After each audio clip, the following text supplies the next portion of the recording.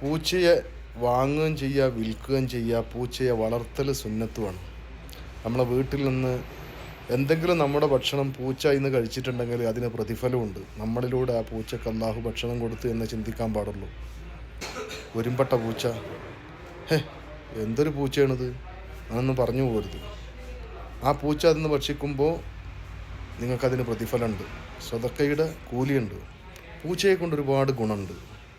എലിയെ തുരത്തും, പാമ്പിനെ വരെ തുരത്തും, മറ്റു പ്രാണികളൊക്കെ പൂച്ച തുരത്തി ഓടിക്കും. അപ്പോൾ അതുകൊണ്ടൊരു വീട്ടിൽ അത്യാവശ്യമായിട്ട് വളർത്തേണ്ട ഒരു ജീവി തന്നെയാണ് പൂച്ച.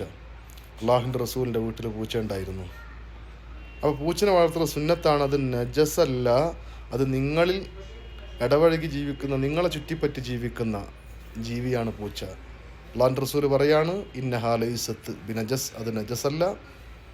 ഇന്നഹാ മിന തവാഫീൻ അലൈക്കും തവാഫാത്ത്, അതാണാണെങ്കിലും പെണ്ണാണെങ്കിലും നിങ്ങളെങ്ങനെ ചുറ്റിപ്പറ്റി ജീവിക്കുള്ളൂ, അതുകൊണ്ട് നിങ്ങൾക്കൊരു ഉപദ്രവം ഉണ്ടാവില്ല. നാട്ടുപൂച്ചട്ടാണ്. ഈ പൂച്ചയെ വിൽക്കും ചെയ്യുക, വാങ്ങും ചെയ്യുക, വളർത്തും ചെയ്യുക, ഒക്കെ ചെയ്യുക. എന്നാൽ വിൽക്കാൻ പാടില്ലാത്ത പൂച്ച ഏതാണ്, അതും പറയുന്നുണ്ട്. ആ പൂച്ച കാട്ടുപൂച്ചയാണ്. അതുകൊണ്ട് നിങ്ങൾക്കൊരു ഗുണമില്ല. ഒരു പക്ഷേ അത് കുറച്ച് എന്താവും, വയലൻ്റ് ആവും. അപ്പോൾ അതൊക്കെ ഒരു ഉപകാരമില്ലാത്തൊരു ജീവിയാണ് ഈ കാട്ടുപൂച്ച എന്ന് പറയുന്നത്. അതിനെ വിൽക്കാനും പാടില്ല, വാങ്ങാനും പാടില്ല. അതുകൊണ്ടൊരു ഉപകാരമില്ല. അതുകൊണ്ട് അപ്പോൾ പൂച്ചയെ വിൽക്കാൻ പാടില്ല എന്ന് അങ്ങ് കണ്ണടച്ച് പറയരുത്. പൂച്ചയെ വിൽക്കും ചെയ്യുക, വാങ്ങുകയും ചെയ്യുക. അതിനെ വളർത്തൽ സുന്നത്തുമാണ്.